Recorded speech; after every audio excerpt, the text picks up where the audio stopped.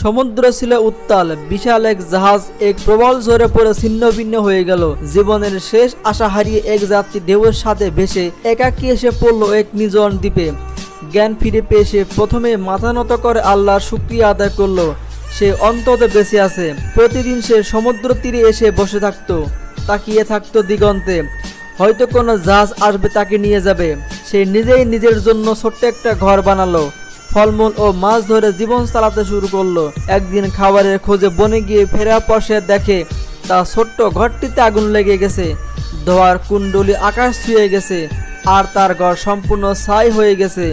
সে হতাশ হয়ে চিৎকার করলো, হে আল্লাহ, এইটুকু ছিল আমার সব কিছু, তা তুমি রেখে দিলে না। রাতটা কষ্টে কাঁদতে কাঁদতে কেটেছিল। পরদিন সকালে আচমকা এক জাহাজের হর্নে তার ঘুম ভাঙল। সে দৌড়ে গেল তীরে। জাহাজ ঠিক তার দ্বীপের কাছেই ভিড়েছে। বিস্মিত হয়ে সে জিজ্ঞাসা করলো, আপনারা জানলেন কিভাবে আমি এখানে আছি? জাহাজের ক্যাপ্টেন হাসলেন এবং বললেন, গতকাল আকাশের বিশাল ধোঁয়া স্তম্ভ থেকে বুঝলাম এখানে কেউ বিপদে আছে। সেই ধোঁয়াই ছিল তোমার সংকেত। লোকটি থমকে গেল, তার চোখে পানি চলে এলো। সে ধীরে ধীরে মাথা তুলে তাকালো আকাশের দিকে।